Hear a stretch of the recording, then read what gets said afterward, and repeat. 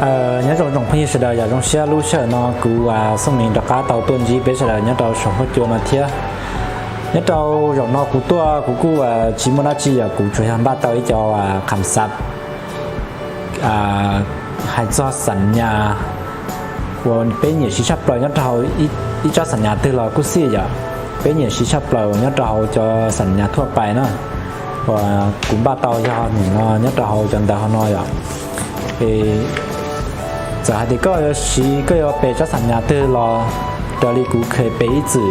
อย่าตาเราจีกูยังเคยปอจะคำสั่งเราย้อนเราสัญญาทั่วไปแล้วอย่างนี้เดินทุกเรากูเทียบขับจอนี่จอเนื้อในเจ้าเราหมุกเคลียร์เราไปเสือเตาเกิดโอเคจะเดียวเคลียร์เตาเขาถือจีจงเราถอดจากพวกยืนไม่ใช่เฉลยนี่ชอบสายจ่าเทียนี่เขาเคลียร์กูกับกูเป้าดาวชนอเอกูหมาลีเจ้าเราหมุนดัดแก้ปรับปรุงกูจะเนื้อในนั่นก่อนนึกสมบูรณ์แบบชาติกันน้อยอ่ะcho nên đó thời đó họ chỉ bút xia lúc xưa họ bé làm một cái ok tao vậy vấn đề là bé làm một cái họ thì sẵn nhà nó lúc xưa với hai lý trả lúc xưa với hai thì hợp同nóจะใช้到ที่สัญญาเนี่ยยกตัวอย่างเลยhai thìสัญญาธุรกิจเนี่ยอีกก็จะเรียกhai thì 商业合同เรากูเตาเนาะเราไม่ใช่หาเดียสัญญาแรงงานอย่างเจ๊ก็อยู่ว่าเตาหาเดีย劳动合同เจ๊ใช้ก็จะสัญญาเดินเนื้อสัญญาดัชชีนะเจ๊ก็จะได้จอกของลุ้มเบนเถอะจอกที่ต่อก้าเจเนื้อ合同ในยังโมกของ合同นั้นจะต้องต่อก้าเนาะอย่างที่สัญญาอย่างเจ๊เขาที่เนี่ยเนาะ合作เนาะเนื้อการร่วมมืออย่างตัวอย่างในไฮเตีย合作合同สัญญาการร่วมมืออย่างสัญญาการร่วมมือจะใช้ต่อเดีย合作合同เจ้าขอคำศัพท์เนาะที่กูชี้ขอว่า合作เนาะเจ้าการร่วมมืออย่างขอเขาการเนาะเนื้อเยอะขอว่าเดีย合作伙伴เนี่ย合作伙伴เนาะใช้ต่อเดียย่อว่าคู่ร่วมมือนะคู่ร่วมมือเนี่ย战略合作合同战略合作合同จะใช้到ที่สัญญาการร่วมมือยุทธศาสตร์เนี่ยสัญญาการร่วมมือยุทธศาสตร์เขา战略呢จะนึงใช้到ที่ยุทธศาสตร์เนี่ย合作呢จะใช้到ที่การร่วมมือเราไปเดี๋ยวร่วมมือ合同เราเนี่ยสัญญาจะไปเปรละมือไปเดี๋ยวสัญญาการร่วมมือยุทธศาสตร์ข้อที่อ้อของเราเนี่ย简称ที่全称เนี่ย简称ที่全称ยศชายได้จ่าอย่างยศร้อยจ่าสัญญามาก็เขาก็เปรละมือสาวละมือนะเจนยศเราขอสุดเธอตัวเราอะไรหัวยกตัวอย่างนะคุณยกตัวอย่างเลยเดีย中华人民共和国以下简称甲方老挝人民民主共和国以下简称乙方คุณยกตัวอย่างนิดหน่อยอ่ะถ้าชิมายาเตียนในเซ็นสัญญาเนาะเราบริษัทเราไปเตียกูมูเซ็นจ้าสัญญาเนาะเราบริษัทนั่นเองกูจะจุ่มมือบริษัทนั้นเจ้าเรามูแทนดอกเขาว่าพุทธกูให้เดีย中华人民共和国เนอะจะยกตัวอย่างในเดียบริษัทท่องเที่ยวลาวจีนเนาะสายจะก็จะรีเช่าแค่เดียลาวจง旅游有限公司以下简称甲方นะบริษัทท่องเที่ยวลาวจีนจำกัดต่อไปนี้ว่าฝ่ายก่อเปง่ายๆเลยเนาะจะนี้มั่วฝ่ายก่อฝ่ายขอเนี่ยเราสัญญามันนึงมั่วลินเดอร์甲方呢就ฝ่ายก่อ乙方呢就ฝ่ายขอที่ชิมันย้อนเดินตัวเป็นนะอินได้แล้วก็มั่วฝ่าย A ฝ่าย B แล้วก็เตานะที่ชิมาส่วนเตาเลยแล้วแปลว่าฝ่ายก่อฝ่ายขอซื้อเลยจะขอส่วนที่เป้เขาเนาะนี่จะ友好协商友好协商呢要ว่าใช้到เดียการปรึกษาหารือด้วยไมตรีจิตมิตรภาพอย่างเราไม่ใช่แต่ปรึกษาหารือด้วยไมตรีจิตมิตรภาพอย่างเจกูยกตัวอย่างให้คอประโยคอย่างไรเดียว经双方友好协商达成一致特签订本合同เขาน่าจะย้อนตอนแต่ว่าสัญญาสุดๆเท่านั้นจะได้หล่อเลยยิ่งเศร้าอย่างยิ่งเศร้าเดี๋ยวจุดประสงค์ของสัญญาเลยนะจะเรียกเดี๋ยว经双方友好协商达成一致特签订本合同จะยกก็เปลวเดิมร้อนจะเราเดี๋ยวผ่านการปรึกษาหารือด้วยไมตรีจิตมิตรภาพยังเป็นเอกภาพของทางสองฝ่ายฉะนั้นจึงได้หางสัญญาฉบับนี้จะขอว่าส่วนที่เปล่าของเราอย่างขอส่วนที่เปล่าของเราเนี่ย责任呢要ความรับผิดชอบอย่างความรับผิดชอบยกตัวอย่างให้เดีย甲方责任เรา不要เดีย乙方责任นะ甲方责任呢จะใช้到เดียความรับผิดชอบของฝ่ายก่ออย่างจะยัดเราสัญญาจะยัดเดีย甲方责任呢จะเรายิ่ง少มูลจีความรับผิดชอบของฝ่ายก่ออย่างอีเอาไปเปล่าหรือมูลนะอย่างความรับผิดชอบของฝ่ายขอ乙方责任呢就你要琢磨要被包了么呢谁没了记呀จะขอหากการ呢要ว่า双方共同责任呀双方共同责任呢谁หนึ่ง没了记呀ความรับผิดชอบร่วมกันของทางสองฝ่าย呀ความรับผิดชอบร่วมกันของทางสองฝ่าย呀今天要的双方共同责任ข้อที่จีเขาน้อย呀权利和义务权利和义务จะนึกใช้到的สิทธิ์และพันธะสิทธิ์และพันธะอย่าง权利呢จะสิทธิ์义务呢จะพันธะเราเป็นหน้าที่นะตัวอย่างในเดียวฝ่ายก่อที่ฝ่ายขอชี้เซ็นสัญญาโอเคนะจะนึกจุดมั่วสิทธิ์และพันธะของแต่ละฝ่ายอย่างฝ่ายก่อนึกมั่วสิทธิ์พันธะละจีฝ่ายขอนึกมั่วสิทธิ์พันธะละจีจะชาวระบุละเอียดนึกต่อเขาสัญญาอย่างจะขอทิศเจ้าของเราเนื้อย่อว่าเย็นวูเราจะการลาซาเวลานะการลาซาตัวอย่างเลยฮะเดียอีข้อเขาหรือเนาะและกำหนดกับวาลีเอียทิศกับเต้านะสักอย่างเดี๋ยวชิมานึกว่านึกสามารถนึกจิตเต้าแต่เชื่อสารนึกเลื่อนหมู่เต้าลีเก่านุ่งบ่เราไม่ใช่เดียอาทิตย์นะอย่างเจ้าของเราจะการลาซาจะรู้说了的延误ข้อที่4เขาเนาะ要违约责任违约责任เนาะใช้到เขาจะ要ว่าความรับผิดชอบต่อการละเมิดสัญญาอย่างความรับผิดชอบต่อการละเมิดสัญญาตัวอย่างอะไรเดี๋ยวกำหนดอีข้อยัดต่อสัญญาเดี๋ยวจิปุว่าอย่างนอแต่ชิมาฝ่ายกองข้ามแต่อยู่ในชิปฏิบัติสัญญานะอย่างนึกจะเรียกมัวตราลินเดอร์นะนึกจะเรียกมัวแค่อยู่ชิปุนึกว่านะอย่างจะใช้เตาเดียวยอละเมิดสัญญาเดียวเตาละมูสดเสย违约金违约金要ค่าว่าละเมิดสัญญาแล้วนะจะเราเที่ยวว่า违约责任แล้วจะความรับผิดชอบต่อการละเมิดสัญญาข้อที่2เขาเนาะจะ有效期内จะใช้ตาเดียนในระยะที่มีผลศักดิ์สิทธิ์เนี่ยในระยะที่มีผลศักดิ์สิทธิ์เนี่ยกูยกตัวอย่างเลยเดีย在合同有效期内不得将事业转让给他人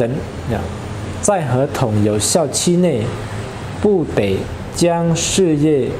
转让给他人จะก็แปลว่าน้ำร้อนจะในระยะที่สัญญามีผลศักดิ์สิทธิ์ห้ามมอบโอนเวียกงานให้ผู้อื่นเนี่ยก็เป็นง่ายๆนิดหน่อยอย่างไรยิ่งเจ้านะเขาว่า转让มันจะเอามอบโอนนะอย่างในระยะที่มีผลในระยะที่สัญญามีผลศักดิ์สิทธิ์ห้ามมอบโอนเวียกงานให้ผู้อื่นเราไปให้บุคคลอื่นนะอย่าง ขอที่จั่วอย่า付款方式付款方式นะมาทีนี้รูปแบบการจ่ายเงินเราไม่ได้วิธีการจ่ายเงินเนี่ยก็จะจ่ายเงินด้วยรูปแบบละจีด้วยวิธีการละจีโอนผ่านธนาคารบ่เราไม่ได้จ่ายเงินด้วยเงินสดบ่เราไม่ได้จ่ายเป็นงวดบ่เนี่ยงวดที่จ่ายเลยน้องงวดที่จ่ายเลยน้องบ่เนี่ยเจเราที่หาเดีย付款方式ข้อที่เก่าเขาเนาะเนี่ย利益分配อ่ะ利益分配要ใช้ต่อหาเดียการแบ่งปันผลเนี่ย利益分配นะเจการแบ่งปันผลเนาะยกตัวอย่างให้เดียเดียว่าเฮาหรือว่าเกเราไปเดียเนี่ยนะว่าธุรกิจว่าเกนะเจจุ่มขอเดียเต่าผลประโยชน์เราเนี่ยชิฟ้าดิจาอ่ะแบ่งปันดิจาก็ตัวเป็น%กูตัวเป็น%เจขนอเราที่เดีย利益分配นะขอว่าเก้าอี้เขาเนาะเนี่ย补充合同เนี่ย补充合同เขาเนาะเนี่ยสัญญาฉบับเพิ่มเติมเนี่ยสัญญาฉบับเพิ่มเติมนะ1ปีตอนนี้ที่ฉาย到底要ว่า比如说ที่เดียว补充合同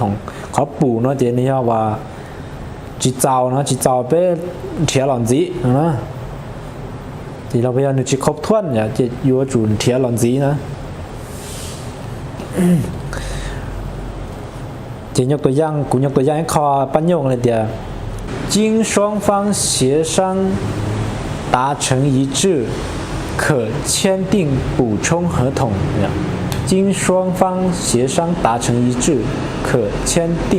补充合同ขณะจะใช้ต่อเดียวผ่านการปรึกษาหารือยังเป็นเอกภาพกันเนี่ยสามารถเซ็นสัญญาฉบับเพิ่มเติมได้นะข้อที่ข้อที่争议解决争议解决นะว่าการแก้ไขข้อขัดแย้งเนี่ยเรา不要应该来个少点纠纷解决呢应该来少点纠纷处理那个要呢ย้อนแต่ตูเช่าจ้าสัญญาเนาะอย่างที่ชิมาก็ยังการเชียร์ลีหาเดียการแก้ไขข้อขัดแย้งเนี่ยย้อนเราสัญญามันได้เราว่าเนื้อมั่วปัญหาลิวลีนอเจคู่สัญญาอยู่ตลอดมูชิแก้ไขข้อขัดแย้งเด้อเกอนะเรามูชิใกล้เคียจะว่าปัญหาก็ต้าอย่างเดี๋ยวเดีย纠纷处理เราไม่ใช่เดีย争议解决争议解决ย้อนแต่ดูเช่าจะสัญญาลิจาอย่างเจข้อที่เก่าเป้อย่างข้อที่เก่าเป้นั่นเนี่ย未尽事宜未尽事宜นะอย่างเจเนื้อใช้ต่อแต่ปัญหาที่ยังบ่ได้ระบุไว้ในสัญญานะตัวอย่างอะไรเดียวเซ็นอิจาสัญญาเช่าตาเลยแต่ชิมันมั่วปัญหาเกิดขึ้นต่อก้าอย่างจ้าสัญญาเนาะเขาหายจิตจ้อนะเจขอนอเจนี่หายเดียว未尽事宜นะเจกุยมขอนอเจ้าหลวงมูไซปัญญงเรามุนจีเขาว่าปูช่งเหอถงพุตาอย่างเจยกตัวอย่างนี่เนาะนะเปิดเหอถง未尽事宜经双方协商一致后可签订补充合同本合同未尽事宜经双方协商一致后可签订补充合同จะใช้ต่อหาเดียถ้าสัญญาฉบับนี้มีเนื้อในบ่ครบถ้วนบ่ละเอียดนะอย่างนี่ก็เปลี่ยนมาเป็นเนาะบ่ครบถ้วนละเอียดผ่านการปรึกษาหารือยังเป็นเอกภาพของทั้งสองฝ่ายสามารถเซ็นสัญญาฉบับเพิ่มเติมได้นะเป็นนอมาเที่ยวลิเจ้าอย่างดอกเขาเตียนเนื่อในเขาสัญญาได้จากมันแล้วหายเตาตาเราได้ชิมาชัวเที่ยคอจงชิเตาลำบุซอเดียหายเตียต่อการมุ่งปัญหาและจีสัญญาหายจิตจ้อหรอคู่กรณีนั้นเที่ยวเลยสามารถเรามุปรึกษาหารือเดี๋ยวเรามุเช่าอิจาสัญญาเพิ่มเติมจีเต้านะเดี๋ยวข้อที่กับเล่าอย่างข้อที่กับเล่าเนาะอย่าปู้เขอข้างลี่ปู้เขอข้างลี่จะใช้ได้เขาดีว่าเหตุสุดวิสัยเนาะหนึ่งมั่วนาชีตัวอย่างอะไรเด่นหนึ่งมั่วแผ่นดินไหวนี่ มั่วสงครามเนี่ยมั่วพญาติแพร่ระบาดเนี่ยเราไปมั่วภัยธรรมชาติภัยน้ำท่วมอย่างภัยแห้งแล้งเนี่ยจะนอกแล้วกูเฮ็ดสุริสัยน้ำตั้นทอยเราไปเจอการเปลี่ยนแปลงทางด้านการเมืองเนี่ยเจเลยหัวเฮ็ดสุริสัยเจรู้ชัวร์แล้วที่ว่าปู้เขอข้างลี่นะข้อที่เก้าจี้ข้อที่เก้าจี้เขาเนาะเนี่ย合同效力合同效力จะข้อนอกเจเนี่ยข้อผลศักดิ์สิทธิ์ใดจ้าสัญญานะทีละเดียว本合同自签字之日起生效哎呀本合同自签字之日起生效จะใช้ได้เดียสัญญาฉบับนี้มีผลศักดิ์สิทธิ์นับตั้งแต่มือลงลายเซ็นเป็นต้นไปนะจะข้อที่เก่าเจ้า解除合同解除合同จะใช้ได้เดียยกเลิกสัญญาเราไปเดีย取消นะ解除นะมาตัวอย่างเลยเดียนึงจีนยอดเราข้อผูกพันเขาสัญญาจีนึงตัวอย่างเลยเดียก็จีปฏิบัติเราเรียกว่าสัญญาจีสามารถ解除合同นะกู解除合同จีก็จีนยอดเราขอว่ากูพุ่งมันเลยแหละจีนยอดเราขอว่าอะไรข้อตกลงเขาเหรอจีก็ยังไม่ได้จีเรากูสี่อย่างเดียวที่เดีย解除合同นะข้อจนจีว่าที่เก่าเสีย法定代表人法定代表人จะข้อนอกจากนี้ให้เข้าว่าใช้ได้ให้เดียตัวแทนนิติบุคคลนะตัวอย่างเลยให้เดียก็ย้ายตัวผู้จัดการบริษัทเนี่ยเนี่ยถ้าเอาใบทะเบียนวิสาหกิจก็จะตัวผู้จัดการนั่นจะก็จะตัวแทนนิติบุคคลเนี่ยถ้าเอากฎหมายนะจะเราเยอะจุดมั่งก็ว่านิติบุคคลเนี่ยแต่เรานี่เคยนอแต่นิติบุคคลนะจะนอนี่เคยนอจ้ะข้อที่เก่ายีถ้าสินดาข้อที่ตัวแทนนิติบุคคลนั่นคือจึงเฟซคอแล้วเดี๋ยวตัวแทนทางกฎหมายนะจ๊ะข้อที่เก่ายีนั่นจะว่า委托人เนี่ยจะใช้到เดียวผู้มอบสิทธิ์นะผู้มอบสิทธิ์ตัวอย่างเลยเดียวกูมอบสิทธิ์เราเท่าขอไปเซ็นสัญญาต้ากูนะจ๊ะกู要委托人呢女就要受托人呢受托人就要กู受到เขาการนั่นเนี่ยเขาก่อจ้วยเขาก่อจ้วยเนี่ย受托人เนี่ยผู้ถูกมอบสิทธิ์เนี่ยผู้ถูกมอบสิทธิ์ข้อที่หนึ่งกล่าวเขาเนาะ法律责任法律责任เนี่ยจะใช้ต่อเดียวความรับผิดชอบทางกฎหมายนะความรับผิดชอบทางกฎหมายจะรู้ชัวร์เลยได้แล้วก็เดี๋ยวตัวอย่างเลยเดี๋ยว追究法律责任เนี่ย追究法律责任追究法律责任ข้อที่หนึ่งเก่า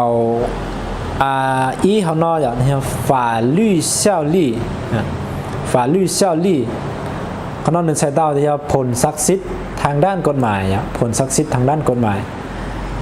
จะยกตัวอย่างให้ลีหายเตียยกตัวอย่างให้ข้อปัญญงนะจ๊ะ本合同一式两份双方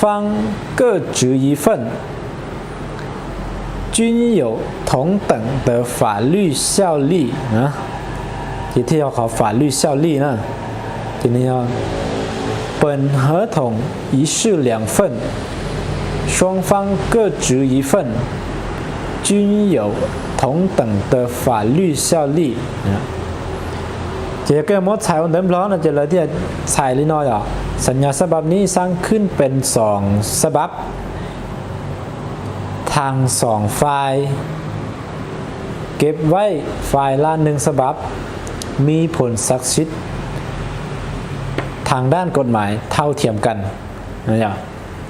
เป็นง่ายๆเลยเด้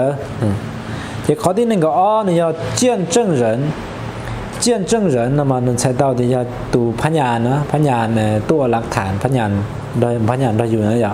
เดี๋ยวเราจะเดี๋ยวพยานนะข้อที่1ก็เป้ข้อที่1ก็เป้要公证处公证处จะเขาใช้到的ทะเบียนศาลเนี่ยแล้วมั่วว่าก็เซ็นเจ้าสัญญาเนาะมาได้จากมันเต้รูปบริษัทเราไปเต้ทูเจ้าของสัญญาคู่สัญญาในอยู่แล้วเจ้าหมูจังการกรมทะเบียนศาลจะอยู่ต่อเจ้าหมูดันดาแหละทั้งบนหาและจีเทียริหมูขายยุ่งหยีนะทีนี้公证处ทะเบียนศาลนะข้อที่หนึ่งกับเรา合同终止合同终止จะใช้到ที่การยุติสัญญาการยุติสัญญาข้อที่หนึ่งกับจี签字签字จะลงลายเซ็นเราไม่ใช่เดี๋ยวลงนามเนี่ย签字นะจะขอนอกจากที่เราว่ากูจีอธิบาย到签字呢จะ来默ว่าตัวอย่างเลยเดี๋ยว签字仪式咯你知道นะจะใช้到เดี๋ยวพิธีลงนามเนี่ยเจยันลินดันทุนอกูว่าเจ้าเป็นเสด็จเรามุงเกิดเป้าเจ้าคำศัพท์ที่เจ้าปัญญงมินจีเกี่ยวกับว่าสัญญาอย่างว่าเป็นอย่างชี้ชับปล่อยยันเราสัญญาเนอะเราสาวลินอซื้อเอยาเดียเตะคอกูหาสิรับเขียนเนาะหรอกูถอดจากลูกจีเท่าอย่างเดียนี่หัดสาเป้าทอนเรากูชอบแต่เรากูแต่ก้าคลิปหน่อยกูหมายเราโมเตต่อเป้อยาเดียอยากกูเต้นเตาเนาะกูจีบอกก้าอย่าหายเที่ยวกูมาลิฮอมุนนงหรือตัวมั่วเก็บเป้าเป็นมาลิชีภาษาเรามุชีเจ้าแค่ก็ชีเป้านะจ๊ะยันดันทุนเรากูทว่าเจ้าเราเนี่ยจะเพิ่งยินได้ว่าเนี่ยใช้เราใช้กูได้คลิปเนาะเถาเขาเป่าเราจะเถาเกินเนาะเถาเกินกูเถาฝั่งนี้เรารู้จงก่อนในชาติจวนที่จะเกินมาขั้นยอดจงอย่าเป็นมาเลเซียยิ่งยอดเดินได้คลิปแชร์ผู้ชันตอนนี้สุดสุดตัว